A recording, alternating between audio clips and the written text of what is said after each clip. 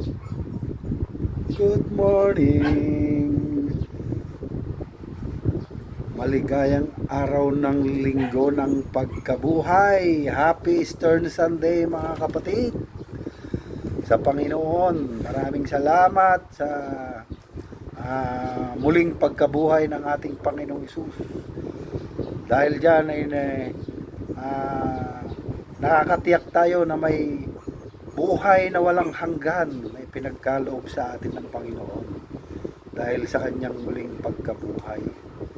At sa ganoon ay ang ating pananampalataya, ang ating pag-asa ay talagang ibinigay ng Panginoon sa bawat isa sa atin sa pamamagitan ng pagkabuhay ng ating Panginoong Hesus sa krus ng Kalbaryo. At siya ang nagtagumpay, napagtagumpayan niya ang lahat, maging ang kamatayan. Kaya sabi ng Corinthians na nasaan kamatayan ng iyong kamandag? Ang kamandag ng kamatayan ay nasa kasalanan. Kaya kung hindi mo pa tinanggap ang Panginoon, hindi ka pananampalataya sa Kanya bilang Diyos at sariling tagapagligtas mo, ibig sabihin nasa iyo pa rin ang kamandag ng kasalanan.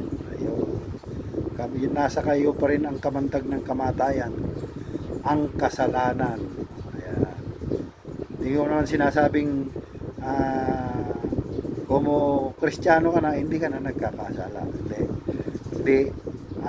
Kung tatanggapin mo ang Panginoong Hesus sa buhay mo bilang Diyos at sariling tagapagligtas, is mapapawalang sala ang iyong lahat ng nagawang kasalanan.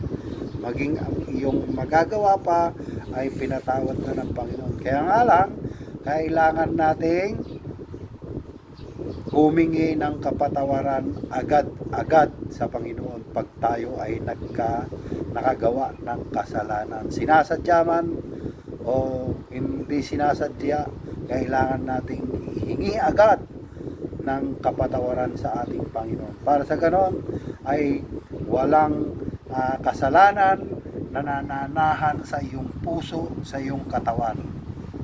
Dahil yun po ang